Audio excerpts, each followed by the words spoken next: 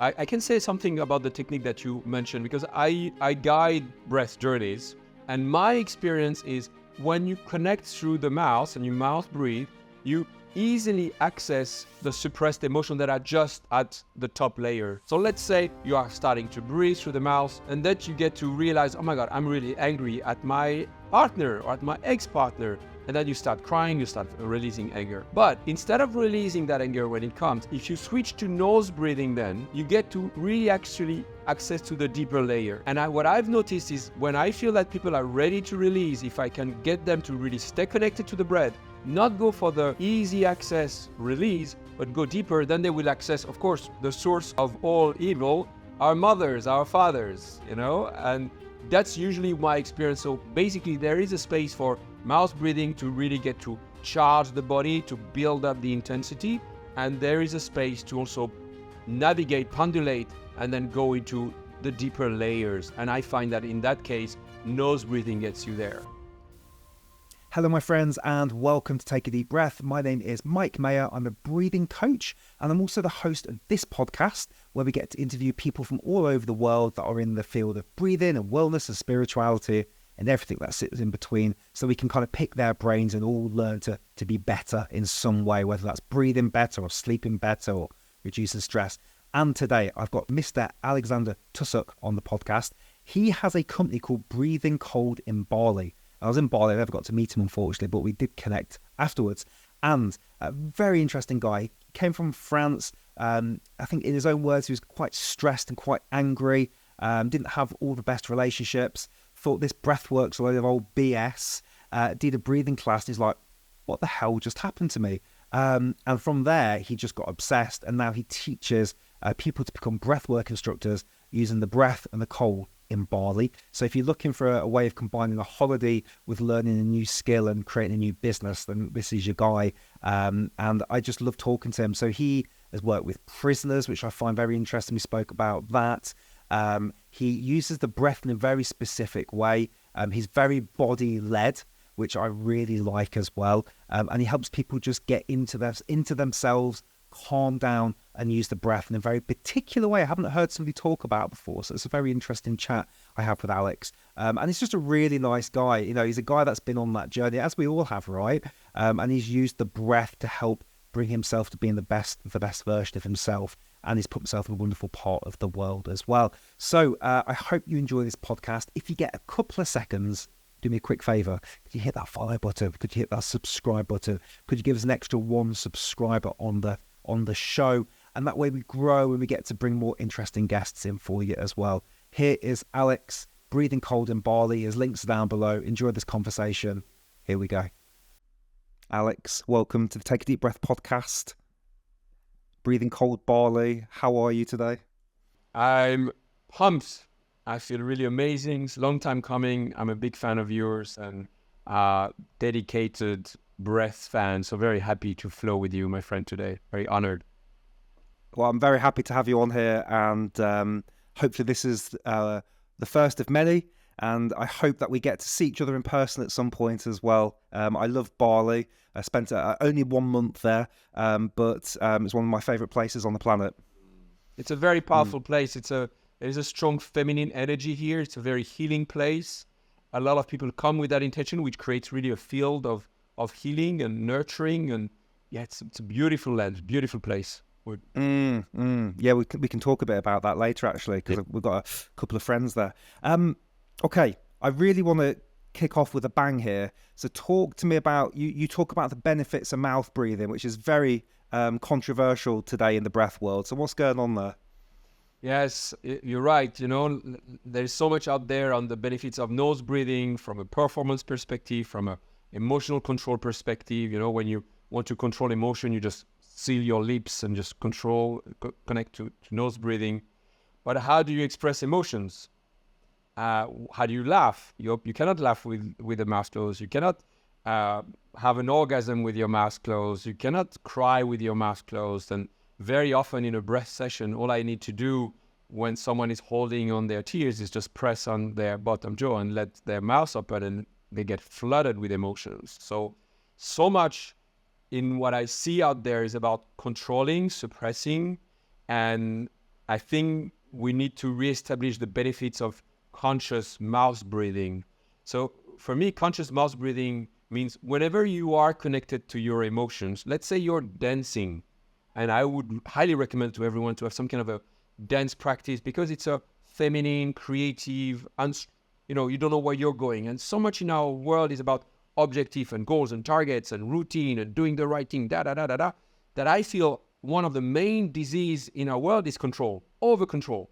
Women's are getting into their masculine side and they want to control themselves and control everyone. And we are here fearful of each other. And I really believe that mouth breathing invites something I call getting out of your own way. Just get out of your own way. Just shut down the mind, shut down the control. Just allow yourself to be. As you know, breathing cold, I also facilitate ice baths. This is how I recommend to enter an ice bath. If you look online on ice bath videos, it's all about control. It's about the guys getting the ice and right away taking control of what's going on. I say stop that. There is plenty of space for you to be in control. When you get into the ice bath, allow yourself for one breath to be overwhelmed. Allow yourself to let those emotions come. And people are usually shocked when I demonstrate an ice bath because they have their idea of what is an expert in ice bath, someone who really can control himself. And so I get into an ice bath and I scream and I cry or I laugh. I don't know what's going to happen, but I allow those emotions to come out. And very often they misinterpret it as, oh, well, you're such a breath expert. You're such a nice expert. Look at you. They almost think that I'm a fraud because I'm not in control. And I think there is a space now where we need to welcome people just being themselves and letting go of the mask, letting go of the constant control. Being in Bali, I work a lot with yogis and meditation gurus and experts. And I can tell you, man, I told you I had the luck to having more than 6,000 people. How many emotionally suppressed beings come to my workshops? It's crazy. And almost the more spiritual, the more mindful they are, the less connected they are to their emotional bodies. So that's my short answer on mouth breathing has its space. It's a big one. It's so good to hear. I recently learned a new breath modality called vibration. Have you ever heard of this one? Vibration? I don't think so. No. No, it's second oldest Western breath modality apparently, and they all went over to India in the 70s and 80s. Binny Dansby and Leonard Orr and all these people. And this guy came back, Jim Leonard, and his whole breath thing is you breathe conscious, connected breathing, but you feel the body. And they talk a lot about suppression and activation and feelings and how we're so disassociated. So you mentioned suppression. So can you just give us a bit more about what is suppression? Why are we doing it? What's going on there? Yes, I will answer that in detail. But what I can say something about the technique that you mentioned because I guide breath journeys. So basically getting people for an hour and a half to breathe in a certain pattern, in a certain way. And my experience is when you connect through the mouth and you mouth breathe, you easily access the suppressed emotion that are just at the top layer. So let's say you are starting to breathe through the mouth and then you get to realize, oh my God, I'm really angry at my partner or at my ex-partner. And then you start crying, you start releasing anger. But instead of releasing that anger when it comes, if you switch to nose breathing then, you get to really actually access to the deeper layer.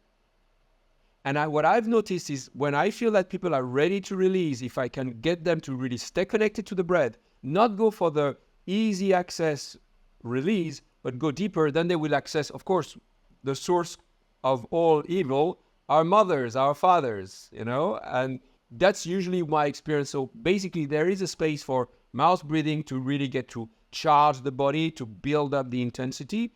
And there is a space to also navigate, pendulate, and then go into the deeper layers. And I find that in that case, nose breathing gets you there. So, yeah. So what I love about breathwork is that, you're like me. You're a complete geek and fan about it, and we never stop learning. and that's never ending. And I really believe that once you fall in love with the breath, you really fall in love with every aspect of life. And that's, for me, the essence of it. And that's why what we do is so extraordinary, because it really gets us to access the essence of what it means to be human. And it's amazing for whatever you want to take it, spiritual way, health way, happiness, pleasure, joy, pain, sorrow, anger, name whatever you want to experience as a human. It all comes down to some kind of relation with the breath. So spending time developing some intimacy with our own breath means we get to access what it means to be human. And that, I feel, is the reason why everyone should be, subscribing to your channel and loving their connection with the breath. I think it's important to, at one point, not be too attached to techniques. I find that right now the narrative is really about breathing right, and this technique over that technique, and everyone's kind of looking for the right way to breathe and who has the best technique. But I feel there is a space for us to reconnect to our own inner guidance and play with it. Yeah, you are different every day. So it means the way you breathe and the technique you can use is also different every day. Sometimes you need to calm yourself down. Sometimes you need to access to be balanced. Sometimes you want to access something that has been suppressed. We're going to talk about that. You ask the question about what it means. But yeah, it's a Swiss knife of life. Yeah. So suppressed emotions. When you are a child and you're in theta brainwaves most of the first 7 years of your life, you basically really receive everything that you experience as love. And you don't have the ability to necessarily comprehend what's going on. And if you're going through some tough situations, and for instance, it doesn't mean it's something that happened to you. It can be something that didn't happen to you. Maybe your parents let you cry too much. Maybe you didn't get the love the way you were expecting it because your parents didn't do the work, so they expressed love the way they had experienced it, and it could be in a dysfunctional way. What you need to do in that case, because your parents cannot be wrong, is to adapt yourself. So all of a sudden, you are adapting yourself in order to survive and to stay in connection with the people that are around you. And if they are abusing you, well, you need to make yourself wrong, and it leads to dysfunctional behaviors. So because we know that and we have awareness of it, we want to kind of hide them. We don't want to really allow those parts of us. Like, I want you to have certain image of me, because I want you to buy my book. I want you to buy my course. I want us to go out and be friends or have a relationship, oh my God, if you knew really what was going on inside of me, there's no way you would connect with me. That's a narrative we tell ourselves anyway. So we kind of select and we put out some kind of a theater out there, and it's kind of a show that we put out there. Basically, the role of the work that we're doing with breathwork, with therapy, with integration, is to basically integrate the different parts of ourselves and welcome them and feel, yeah, I can have compassion for myself. And when we start appreciating all our parts, and all of a sudden we give them space and they can express themselves. Nothing needs to be suppressed anymore. It just needs to be integrated. And that's the work we do with breathwork, with authentic relating, all those modalities of mindfulness are all about integrating all the parts of you. And I believe that's the path of happiness, is the path of self-inquiry and awareness, and not selecting and choosing, because unfortunately it doesn't work. So yeah, that's my explanation. That's really interesting. So when somebody is having a session and they have a release and they have an emotional expression, is that in itself healing, or is there something else that needs to happen? And the reason I ask that is when I did rebirthing, I did some rebirthing a couple of years ago in hot water, I had a huge 2-hour crying session, but nothing really shifted afterwards. So I'd be curious to get your thoughts on the expression and then what needs to happen after that. Hey, I just want to pause the podcast for 2 seconds to say, do you like breathwork, but think that you could be practicing it more, you're not sure which techniques? I'm going to cut to the chase here. We've got the doors open to our Take a Deeper Breath community. We've got over 100 members. This isn't a sad Facebook group. It's on a platform called School, and we breathe live almost every single day. So if you're looking for accountability, focus, a really loving community of great humans where we get to kind of ask each other questions, things we're not sure about, I'm bringing in my friends who are wonderful experts from around the world to come and teach us things. And it's a very small monthly payment. The link is down below. Come on over, say hello. Here's the best part. 7 days, you're not happy, we do a 7-day money back guarantee, and I'd love to see you inside the Take a Deep Breath community. Cheers. So all I'm sharing is pretty much out there, and it's pretty much backed by tons of studies now. So, happily share some, after that, some biographical, people can look it up. But something we need to appreciate is that unless your parents are amazing hippies who've done all their work on their ancestors and past lives, they probably raised you with some kind of unresolved baggage that they've passed on to you. So what it means is when you are releasing, you don't have to release something that belongs to you. It doesn't mean it's something that happened to you. It could be something that happened to some of your ancestors. Some people say up to 7 generations that have been passed on without being resolved. If you believe in it, it could be also some past lives that have been, again, unresolved. And, here I hope not people start quitting the show because it becomes too woo-woo or Ubudian, as we say. Well, what it means is you are an emotional being. And what has not been resolved get imprinted in the body. And I believe, and that's my belief, that disease are emotions that are not being expressed. And what is the opposite of disease is ease, is bringing ease in the body. So what we are doing in those sessions is some kind of release of tensions, muscular tensions, and release of trapped emotions that have been buried because there was no space for them to be expressed at the time of the trauma. Again, traumas that are yours or your ancestors or past lives. But they are there. It doesn't mean you need to understand them because, for instance, your grandparents, you have no idea what they went through. But it needs to be released so that it doesn't get stuck in the body and gets expressed in, diabetes, cancer, autoimmune disease, and other forms. So that's the essence of the release work. Now, of course, what needs to happen after you said you had a major release is to make sure that you are integrated. Make sure that you feel grounded. And that's, I would say, in my work is the most important. I consider breath work, prep work. I consider ice baths, prep work. For me, it's not the hero. And very often in breath work, you will hear that it's all about the breath technique. It's not the case in my approach.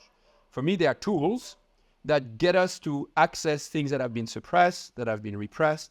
And that's another aspect of my work, I only work in community. I do believe that our indigenous populations, they always knew how to do it. If someone has a problem, it's a community problem. It's very much a Western culture problem to see, if you have a problem, don't tell anyone about it. No one needs to know. This is your shit.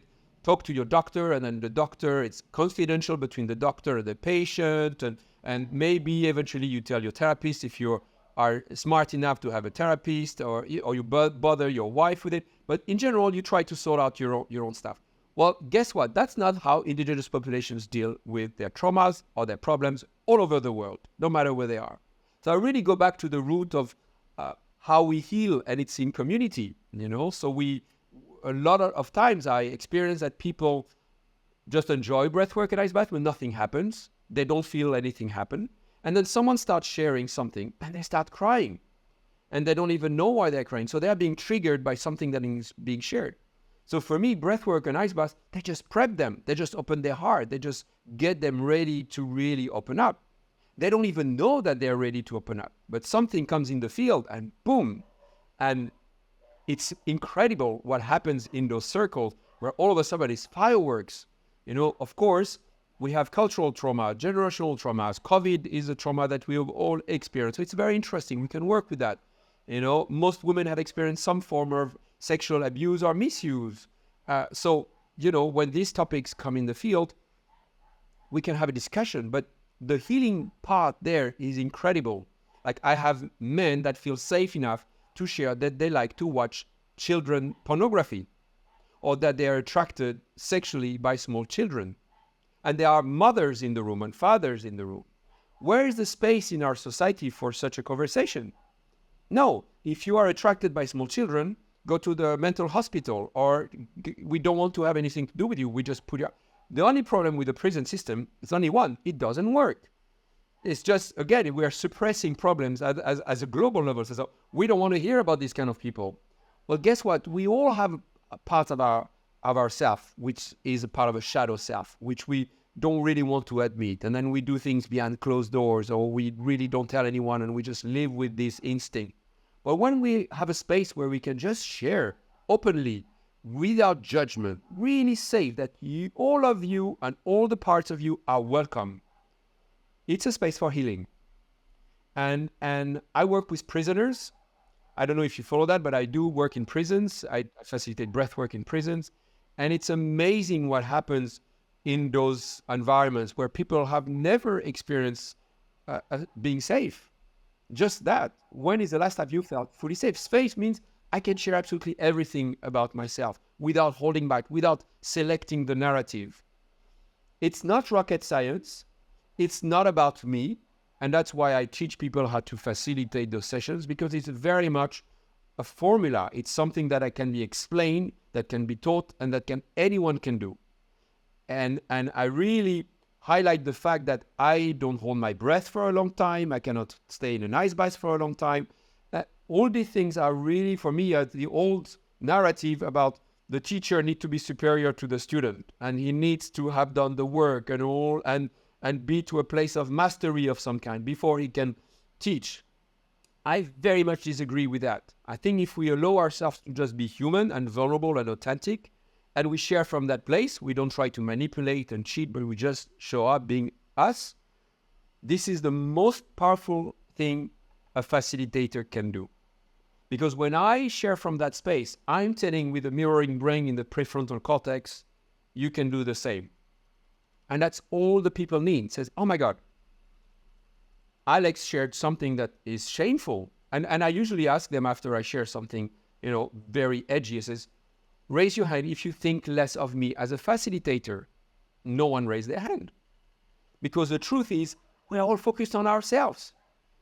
And when we have an opportunity through these modalities and vulnerability to be able to access ourselves, because that's really what it's about. When I share the things, you are reflecting, so, oh, right, really, there is something there that it gets triggered in me that actually would be nice if I could just talk about it. And that I believe is the space of healing. So for me, really, after the breath, after the ice, that's where the work begins. That's so important. I think you reminded me of, I think holotropic breathing does something similar. They breathe for 3 hours, and then it's the space after. I spoke to a holotropic person a few years ago, and she says you just sit there sometimes for hours. You don't say anything and allow the space. It's really interesting, because I feel like there's a lot of breath work nowadays where it's like quick, breathe, right, next, finished. And we miss that special part. Yeah, prep. Breath work is prep. I love that. I can spend sometimes as much time just in silence as we would do in breath. So just nothing's happening. There is no more music. There is nothing. And it can be an hour of silence. And I always say to the facilitators that I train, this space cannot be too long. It doesn't happen. You can take 15 minutes. You can take an hour. This is because what we do with breath work, all those modalities are the same. They all do the same, whether it's CO2 tolerance or holotropic or rebirth. We create space, and all we need is space. Some people access it through meditation, others through breath work. So, all those modalities where we love to go to sauna or not. We want space, and we're so busy and with so much in our head, which is, a symptom. People who are in their head, it's a symptom because it's a place of safety. The emotions, we want to avoid emotions. That's why we are in hide so much. And if we are connected to our emotions, that's the answer to shut down the monkey brain. People who are connected to their emotional body, they don't need to be in their head so much. So it's not about the technique. It's about allowing yourself to feel the feelings. I'm just reading a book at the minute called, there's one called Letting Go, and there's another one, The Untethered Soul. by Michael Singer. Have you come across this? Yeah, those books, yes. Yeah. So, and Eckhart Tolle talks about something similar, but I'd love to get your thoughts on this idea of the observer or the witness, that part of us that kind of sits back and we are not our thoughts. And, what's your thought on all of this? Because I always find this very interesting. Yeah, so I mean, in my word, I would call it the self. And then we have different, the self is pure, compassionate, loving, caring, unconditional loving. And then whenever we're in an environment where we don't feel safe anymore, then different parts of us can come in and then take over. So that's why I'm going to be lying. I'm going to be manipulating.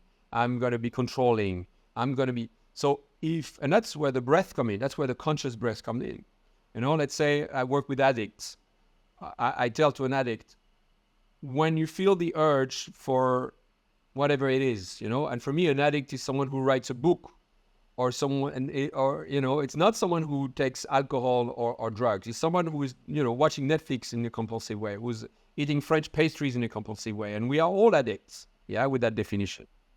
So whenever you feel the impulse, can you stay with the impulse for one breath? So don't quit smoking, but just interject one breath between the urge and the act.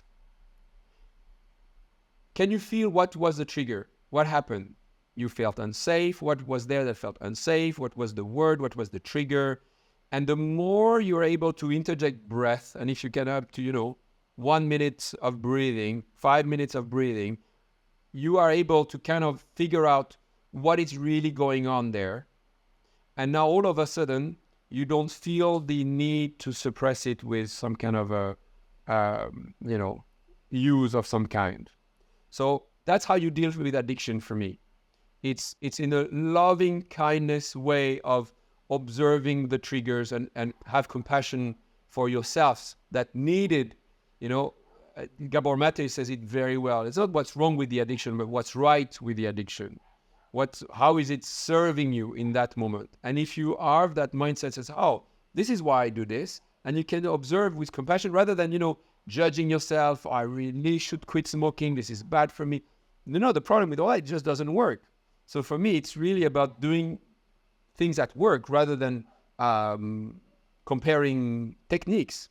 And I really feel that we need to integrate our parts. And the model that I'm referring to is internal family system, IFS.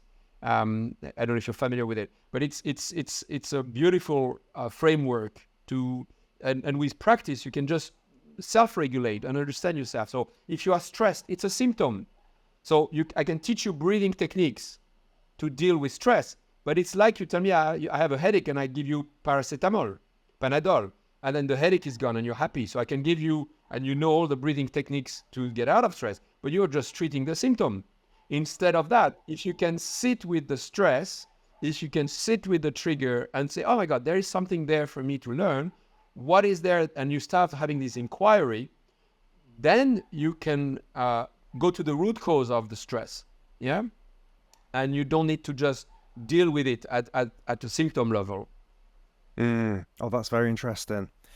You mentioned the shadow self. I don't really know much about that. Could you just explain that for the viewers? What when people say shadow self, what's the theory behind that?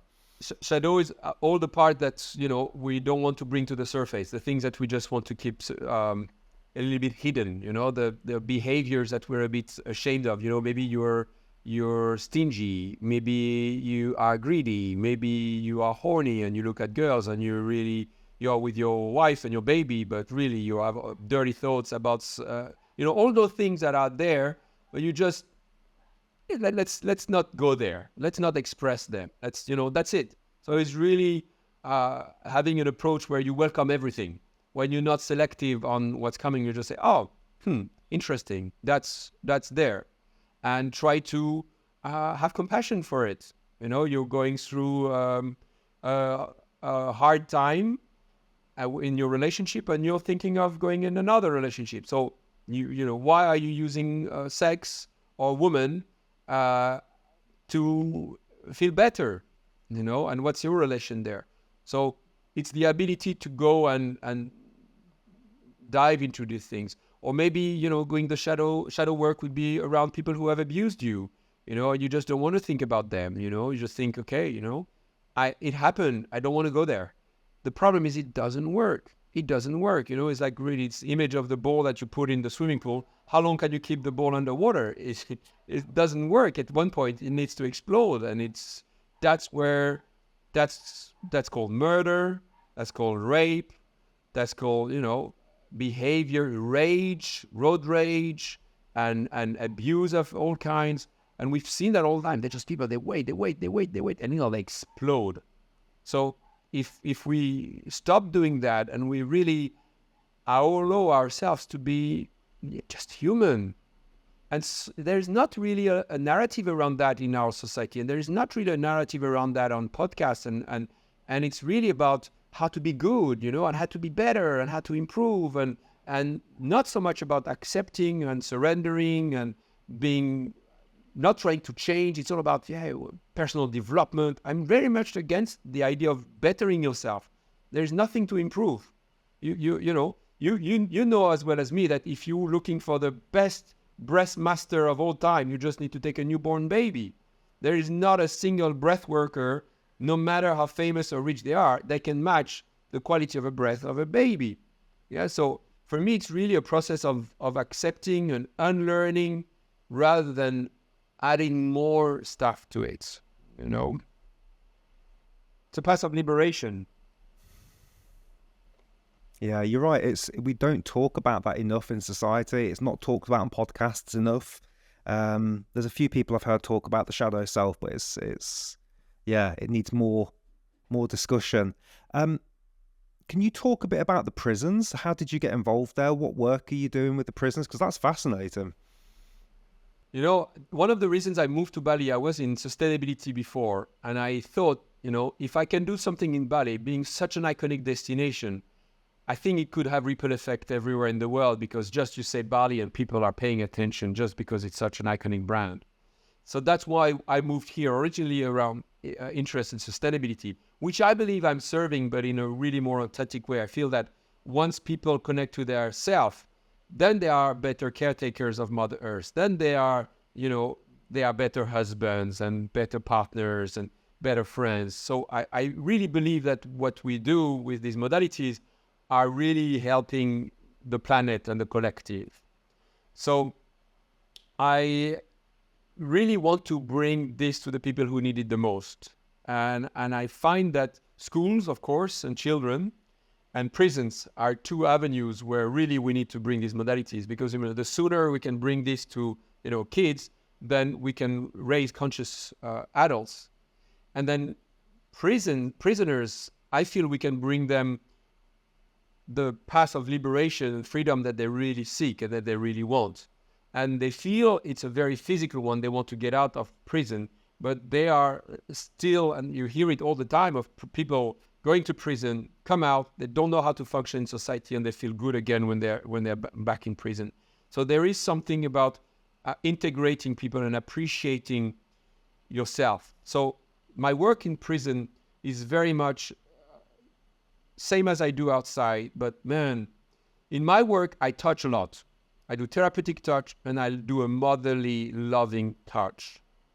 And there is, when I go at the end of a breath session to inmates that have been in prison for 15 years for murder, and I just lovingly caress their hair or their face or their jaw, or I hug them, this is often the moment they completely let go and they cannot control themselves. So I can press different trigger points where traumas are held, in the jaw because they couldn't express themselves, in the hips, in the heart. I can release the diaphragm, which a lot of trauma is held in the diaphragm, because when you have a trauma, you hold your breath. Maybe you're familiar with the location of traumas in the body. We can talk about that if you want, and how bring the breath back in the body is a way to really liberate those traumas physically. But I find that often at the end of a session, when I just lovingly caress people, they release so much, because no one ever done that to them. They never got it from their mother. They never got it from their father. They never got it in any relationship, because that's not what they experience as love in their early childhood. So bringing that to those people, and then having a space when they are one-on-one, sharing with inmates, crying, being vulnerable, being authentic in that environment where it's no, I mean, this environment is really hard. You have to imagine that, you can check on my Instagram some photos. There is no light. You have people that are in cells. There are 16 people per cells, one toilet. They are sleeping on concrete. They are doing breath work. There are people that are shouting. There is a microphone. There are people that are throwing cigarette butts at us while we're breathing and facilitating. To imagine that people are laughing, etc., etc. And for them to, in the middle of that, release, cry, shake, have complete somatic release in their bodies, and then being able to really talk about it and say, and we have testimonials of people sharing, you know what? I've had memories of my children I haven't seen in 15 years, and I've decided to not go there, but I was overwhelmed with feeling their love and that connection. It's amazing. So I really, I want to do my training, my facilitator training for free to people who are bringing these modalities in Bali. So I start with Balinese and Indonesians so that they can learn this and they can be empowered with it, because, it's a country that was colonized not long ago. So here is another white guy, a middle-aged white guy who's telling people what to do. And it's a very difficult thing to do. So I really want to just train locals, and then they can help each other. I think it will really help people feel safer as well. And then hopefully have a success story that can inspire other countries. And it had happened in a few countries already. Like a few of my students have been inspired by it, and then they approach their local prisons and have been doing, not in big countries because the laws are so complicated and the rules are really, that's why I do it here, because it's a bit easier to do it. Just talk to the ward of the prison and you do it. In many countries, it would probably require change the law before you do something like that. But I must say, I've experienced two moments in my life that have been really transforming. One is my first breathing session. Like a lot of people, it's very, when you connect to something beyond or whatever you want to call it. And the second time when I was holding that space, it was first, 33 people. I can't make that number up. 33 people that were there doing breathing, and I'll send you a photo if you want. And because there's something about breath, and people need to really, they know it, but we are affected by energies, and we are energies. And when you connect physically with someone, even if you are touching, there is an exchange there. And I really believe that I received as much as I've given in ways that I didn't expect, but it really changed me. It aged me. It made me way more serious. It made me feel a sense of really responsibility with it.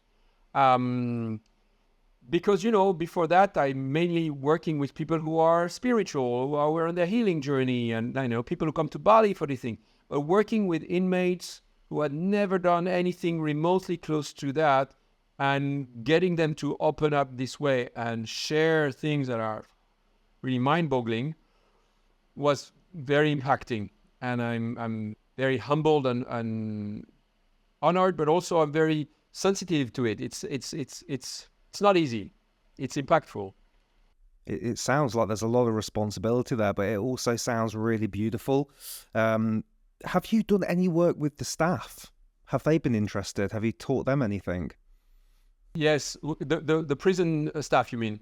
Mm-hmm. Yes. So one of my graduates, who's like Mr. Buteyko in Indonesia, is quite a character here, and he's done my training, and he's the one who kind of opened the door for me to do this.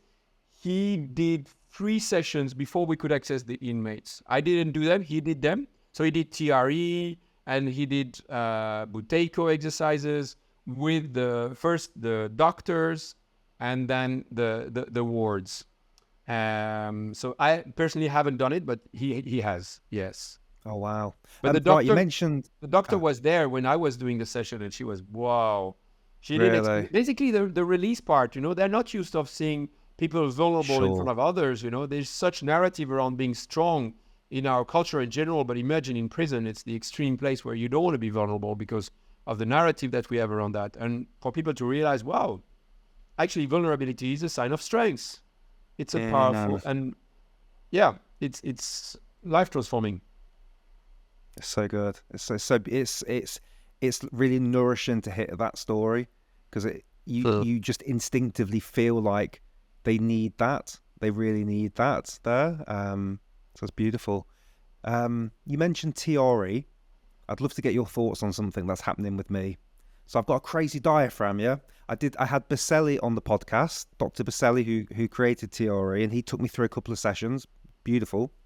And then when I was in the US doing this Vivation training, man, my diaphragm went freaking mental. It was just like contracting, and maybe I need a TRE session. But what happened is really interesting. In the end, because I was fighting the diaphragm the whole time, and in the end, I just let the diaphragm breathe for me. It wanted to breathe in a certain way, so it would contract, and I would, and I would go, and I just let, and then it went really quiet. So it was like it was trying to give me a message to, no, you need to breathe this way right now. And then after I did it, it was like, okay, I'm finished now. But now, 3 months later, it's coming back again a little bit. So any experience in this area? So the diaphragm, which is the main respiratory muscle under your rib cage, is your first trauma responder. So there are two main muscles I find in my work. The first is the diaphragm, the second is the psoas muscle. So what happens when you experience something traumatic is associated with a breath hold. And it's usually a forced inhale and a breath hold on the inhale. So, and that happens at any age. And we just hold the breath at the top. Yeah. And that's why what I see in general, if one of my passion when I fly is I just go around and I look at people, how they sleep. First, I watch how many people mouth breathe, and it's usually 80% minimum. I watch their breath rate, those geeky things. But then I really see what's the difference between their inhale and their exhale. Most people, they don't know how to exhale. They are inhaling all the time, and they never exhale fully. And I think, your podcast is take a deep breath, and usually take a deep breath. It's like we start with an inhale. So even though it's a cycle of an inhale following an exhale, it could also be an exhale following an inhale, but we never say take an exhale before an inhale. It's always the inhale that goes first. So kind of the hero of the show is the inhale, and we just let go of the exhale. But I think here there is a lot that needs to be rewired, and a lot of breathworkers should really communicate that and facilitate that to teach people how to exhale better. So one of the ways to do that is just to take a conscious exhale, take a short breath hold, exhale again, so a second exhale, and you let the inhale be a rebound. So it's no longer a forced inhale, but it's a rebound after a forced exhale. And just consciously practicing these conscious exhales releases the diaphragm, which is holding so much tension. So it's very common, and you can do that through, touch. So for instance, I would restrict the airway and then just allow the inhale to be a rebound even bigger, so you can really help. You can do it to yourself, you can do it to your dear ones, you can have people do it to you, but really help release the diaphragm. As you know, the lungs are not the muscles. They are just, we need the muscles around, and the diaphragm being the main one to get this organ to function. So for me, whenever someone tells me something like that, I give you tips on how to treat the symptom, but I would say, let's go to the root cause again, and there is a reason why you breathe like that, Mike. And this inquiry of the muscle, because the muscle has a memory, and if you can have an inquiry in those moments, things usually come out. And you know what?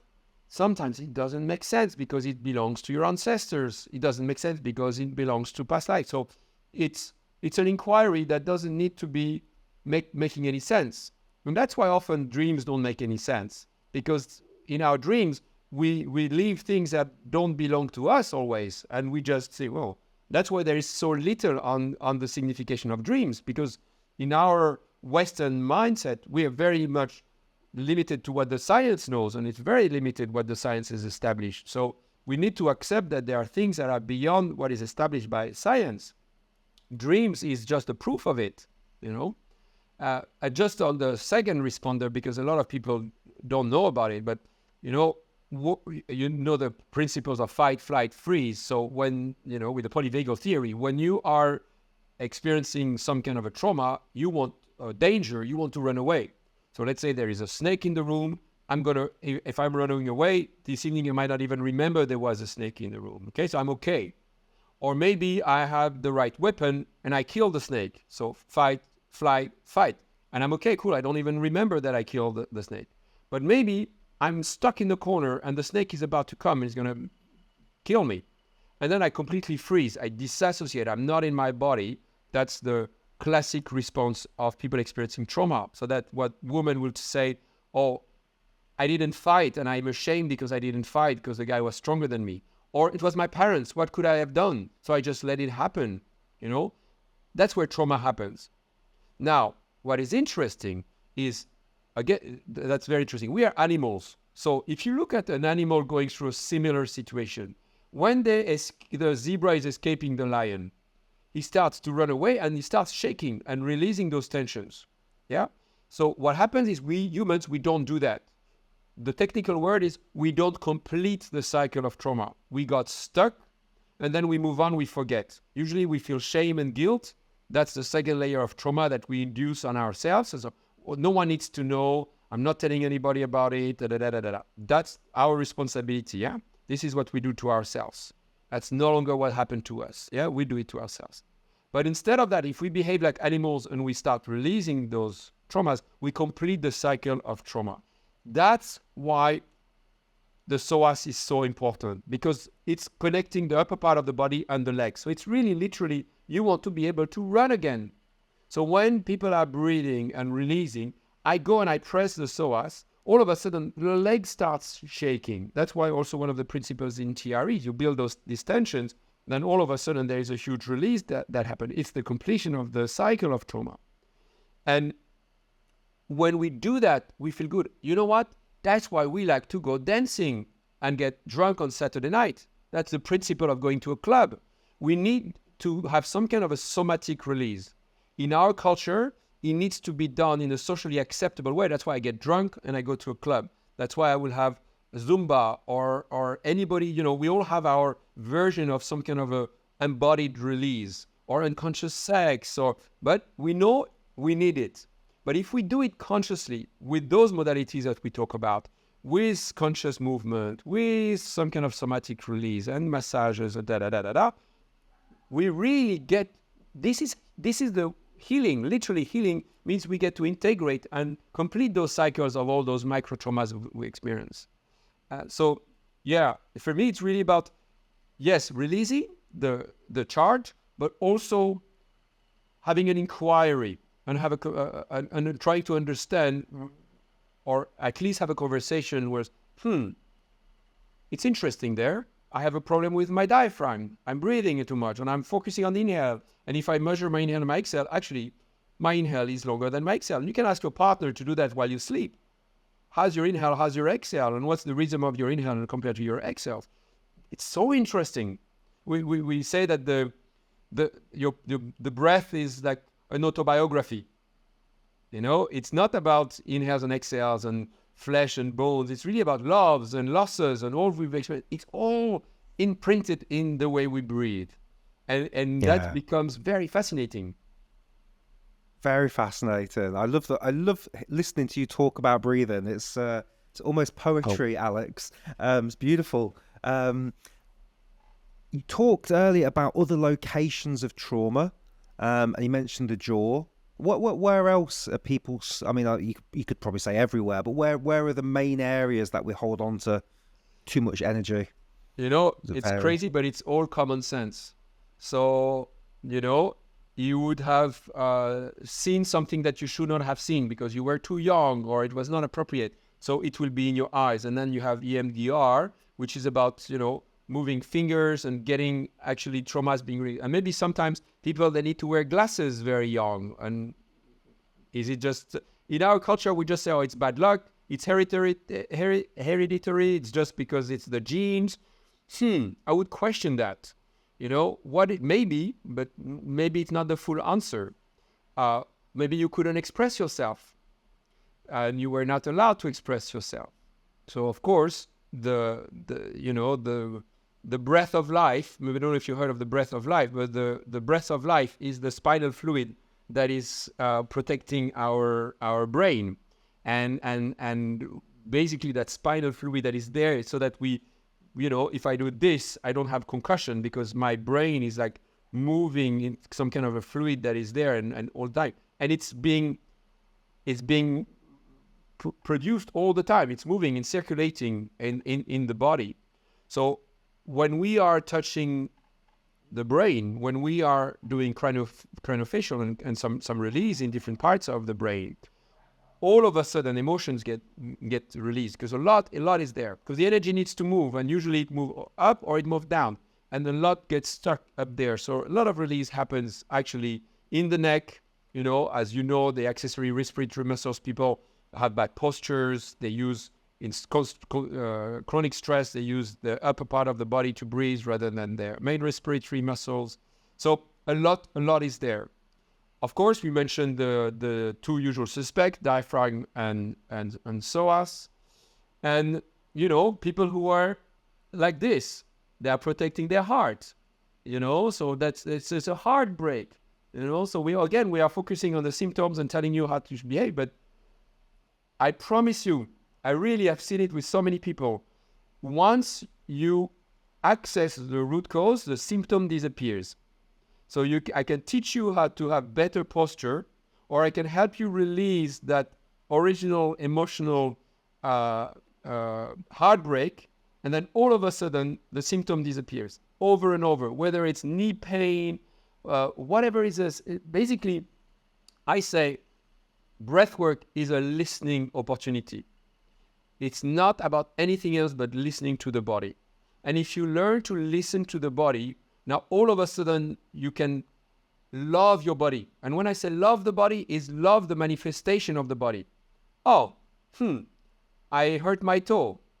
Can I have some kind of appreciation for that? Maybe there is something that is happening that I should pay attention to, rather than saying, oh my God, I wish my knee was working better. I'm frustrated with my body and I don't like the way I look at da. And we all have this relation with our bodies. We're so disconnected, If you want to know about me, ask my doctor, because I have no idea. And we are just surrendering our sovereignty to people who are supposed to know, because they know disease, they should know us. And we are completely disempowered. And we could talk about diet and all that. It's crazy. So really, through breath work, you get an opportunity to listen to your body, to finally stop going to theta brainwaves, slow down the brainwaves, and access what's really going on, create that space, And when you do that, all of a sudden, interesting, this is happening. And it becomes really exciting. Those sessions are really, really exciting because it's really self-inquiry every time. And you can do this every morning. It's amazing. So you can go on, the pelvic floor, about belonging. It's really, every part of the body is telling a story. If you go to Chinese medicine, there is a lot about the signification of the organs and the emotions associated with it. It's a rabbit hole we can enter for a few podcasts on the signification, emotional bridge between what's happening physically and emotionally. But it's fascinating. How did you get here? What? Because you mentioned you did sustainability. I'm guessing in France. What was your first experiences into breathwork? I was not in France. I was in Laos before, and I was in India for 6 years. So I was France a long time ago. I created the Refill My Bottle, which is an app where you can refill your water bottle around the world. We could talk about water. Water is hydration and importance of water. It's like Definitely. we could talk for hours on water and the importance of water in our system. If you don't have a filtration system, you are the filter. It's as important as the oxygen. The two main factors of health would be level of hydration, quality of hydration, and level of oxygenation. So we're really going to the essence. I was very much into water, and I was completely unconscious, and I'm still partly unconscious for sure. And my partner, mother of my two kids, wanted to separate. And I was devastated because I really didn't want to separate from my kids mainly. And she asked me to see a therapist. And for me, my family, therapists are for crazy people. And the therapist didn't get anywhere with me. Nothing was happening. So she took me to Breathwork. And I didn't want to be there. Bunch of hippies grounding in the grass was not my thing at all. But I didn't have a choice because the therapist was there. And then I lay down and I started doing what everyone was doing. And next to me, someone started moaning. I assumed that she was kind of having orgasms or masturbating, but it was like not something that should happen. You know, it doesn't happen in reality. It's in a porn movie scene that doesn't happen in reality. And basically for 10 minutes, I didn't understand what was going on. No one cared. I was the only one who felt, wow, what's going on here? So technically what happened is my brain froze. My brain froze for 10 minutes. I was fully present for 10 whole minutes. Very hard to achieve if you're a meditator. And I did it because I was facing a situation I could not comprehend. And what happened is after that, I took one breath to reconnect to myself. And in that breath, I had, for lack of a better word, a download of what was wrong in my relationship with my kids, with my parents, with my business that was failing in one fucking breath. I cried for an hour and a half. I hadn't cried in 20 years.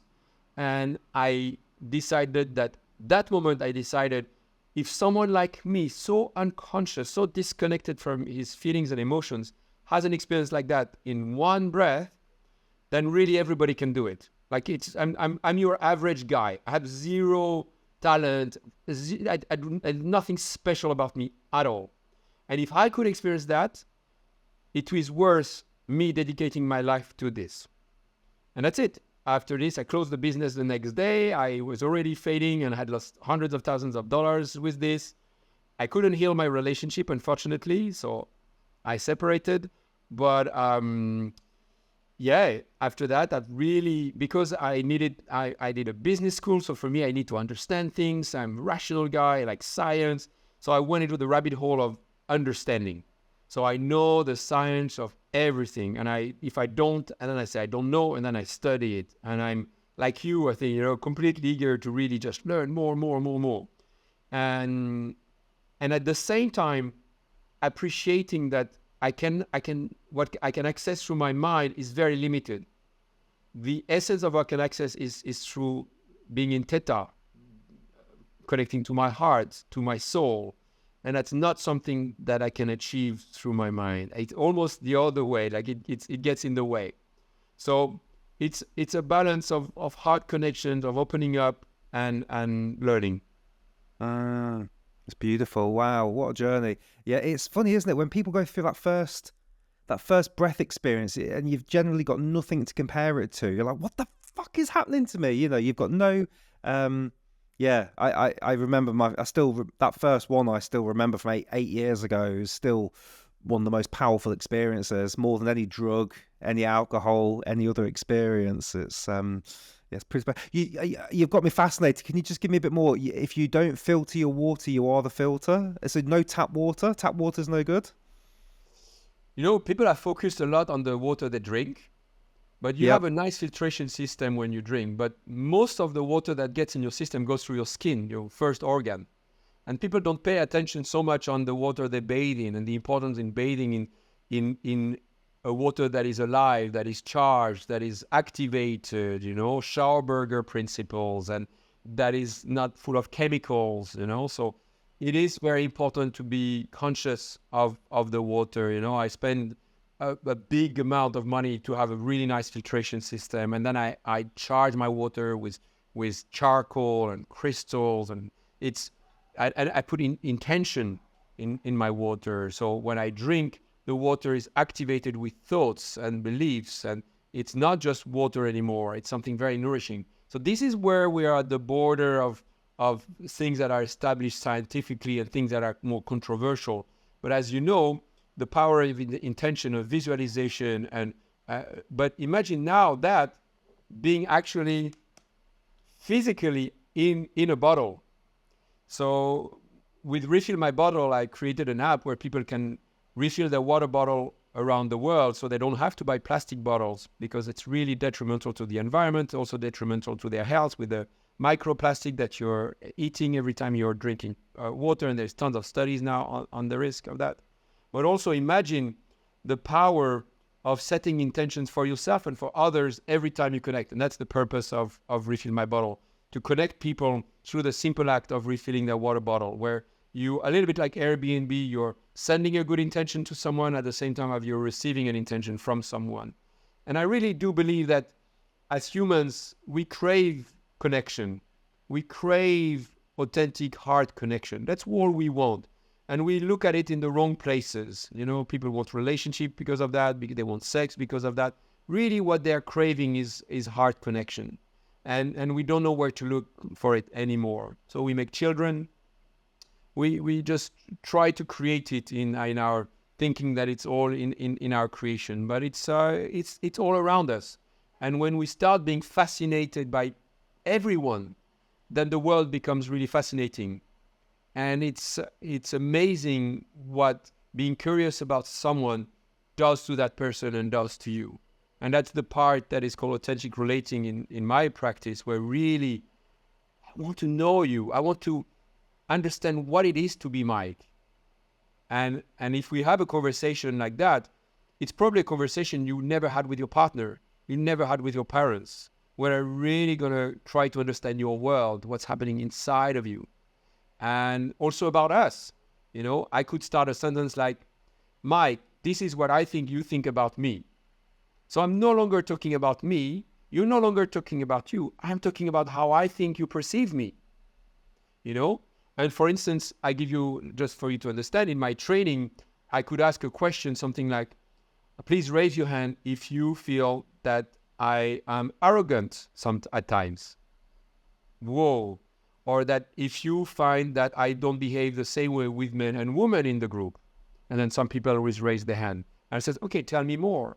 So I'm really going for the edgy thing that I really think about how I think I can be perceived by people. I'm not messing around with nice things. I go for things that I know is there. I have some unconscious behaviors like all of us. And I'm just putting the finger on it because I want to learn about myself.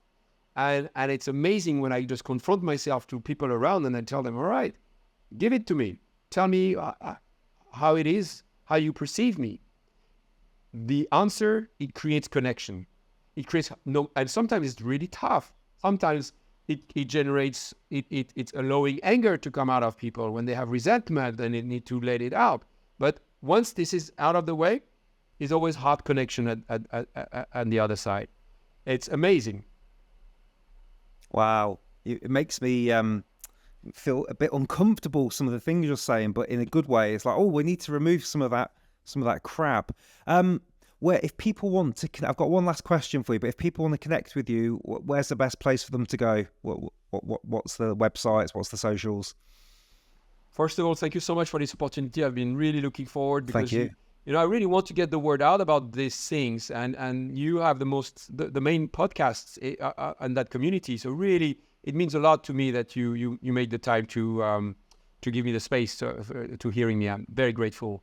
I call it the lost art of being human, and I stole that from the lost art of breathing, or from James Nestor. So I think we need to reconnect to what it is to be human. And in the world of AI and of technology, if we reconnect to that, I think that's the best defense we can have against the direction, the wars and the disruption that are happening in the world. So yeah, again, thank you. So it's Breathing Called Bali on Instagram, Breathing Called Bali, my website. I have online course, 11 weeks online course on the breath. I do teacher trainings in Bali, only in person, and I do workshops. I don't travel, so don't ask me to come. I refuse travel engagements because of my carbon footprint. So people have to come to see me in Bali. I don't facilitate anywhere else. They have to come to my house. I think it's part of the process. It's in my house that everything's happening. Yes, that's it. I have some private channels where I share more content, like WhatsApp groups and Telegram groups where I share more freely.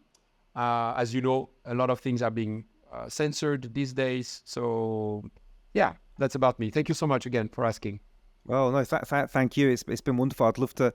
I know there's a book maybe in the future, but I'd love to do a part two. But I wanted to ask you, for anybody that's listening to this now and they're about to finish this podcast and they want to connect with a deeper self or understand the shadow self or anything, what's one or two things maybe somebody could do directly after this podcast to move a bit further in the direction that you've been talking about?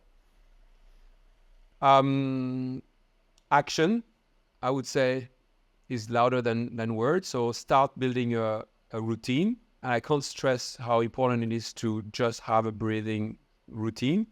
And I know for myself that I've been not following my advice at times, and I could see the impact of, slipping out of my own practice. So I would say really just do it.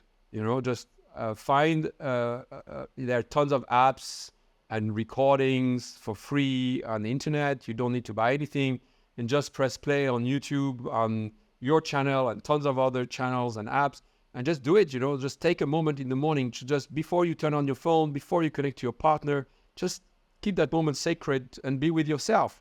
I find that breathing is easier than meditation, but it's just a moment of just being with your own breath and have a bit of conversation with, hey, how's my breath today? So I would say practice. I would say just do it. And then throughout the day, continue with more, bite-sized breathing tools that are all out there. And just do it. That's it. And then I always say, know the masculine and be in the feminine. So for me, know the masculine is read the books, study, learn, be curious. And then put it on the side and stay in your creative self, your intuitive self. So dance, I would say dance every day. Because when you dance, you don't know what's going to be the next move. And often we do things which have an outcome, a goal, and it's a 10 minutes breath work, it's a 2 minutes ice bath, and a yoga, I do this sequence. But dancing is way more intuitive. And open your mouth. Now we can go full circle. Open your mouth and breathe through your mouth when you dance. Allow yourself to breathe through your mouth, because you give it a space for emotions to come out. Yeah, just stay human. Lovely. I've learned so much. Thank you. It's been beautiful. It's been a beautiful start to my morning. I can't wait to share this with people. So everybody, the links are down below, so you can get straight in to find more about Alex and Breathing Cold Barley. Hopefully we'll do this again. Alex, thank you so much for your time. And everyone, thank you for watching. Big fan. Thank Love you, mate. everyone. Love you. Bye-bye, man. Beautiful. Hey, thank you so much for sticking all the way through to the end of the podcast. It really means a lot to me because most people will have dropped off by now. So the fact that you're here at the end means the absolute world to me. And I just want to say a huge thank you for giving me your attention. And my question to you is this: what are you taking from that podcast forward? And the reason I asked that is I heard from a guy called Alex Hormozy a little while ago. Says, if you're watching all these podcasts about health, wellness, business, and you don't take action, then it's just like watching a movie. And I thought, oh, bloody hell, that's me. How many things have I listened to and just forgot and moved on to the next shiny thing? And so let's just take a moment and go, what did we just learn from here? What will I do different from this podcast that I can put into action immediately that's going to help maybe improve my life? So just take a moment to think about that. And if you are looking to deepen your breathwork practice, then why not just click that link below and come and have a look at our Take a Deeper Breath community. It's really good. We've got really great people in there. I'm bringing in guests. It's a monthly commitment. You can cancel anytime. We've tried to keep the price as low as possible. We're bringing in wonderful people. I go live almost every single day to teach a breathing class, which keeps all of us accountable. And there's a load of other stuff going on as well. So the link is down below. I hope to see you in the Take a Deeper Breath community. So there are bonuses if you join us now as well. And as always, to finish off this podcast, we're going to do a breathing exercise. So get nice and comfy, and I'm going to jump us into a breathing exercise now so we can chill out, relax, and then afterwards come and join me in the community. Cheers. Welcome to Take a Deep Breath.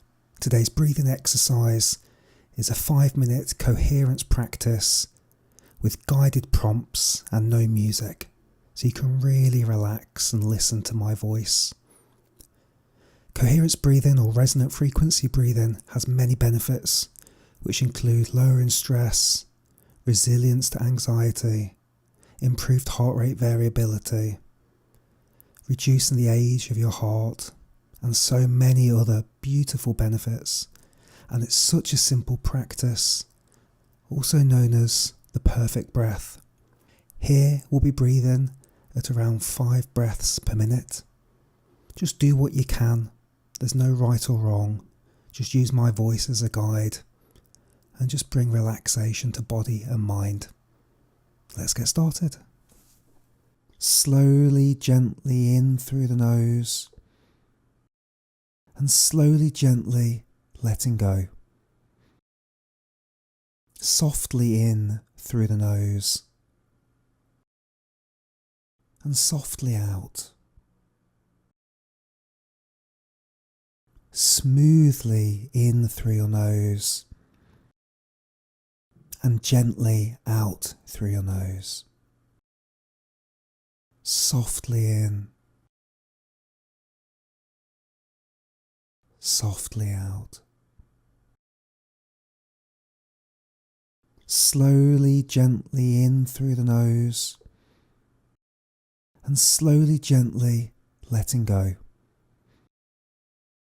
Softly in through the nose and softly out. Smoothly in through your nose and gently out through your nose. Softly in, softly out. Slowly, gently in through the nose and slowly, gently letting go. Softly in through the nose and softly out. Smoothly in through your nose and gently out through your nose. Softly in, softly out. Slowly, gently in through the nose and slowly, gently letting go. Softly in through the nose and softly out. Smoothly in through your nose and gently out through your nose. Softly in, softly out.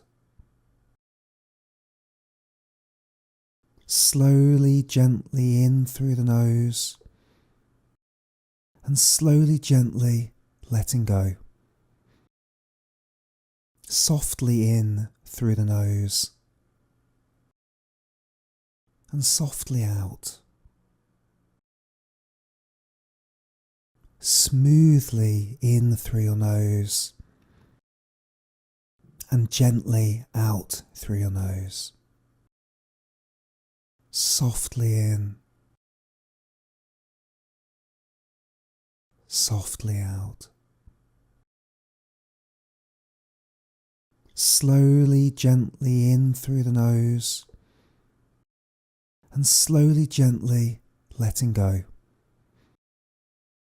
Softly in through the nose and softly out. Smoothly in through your nose and gently out through your nose.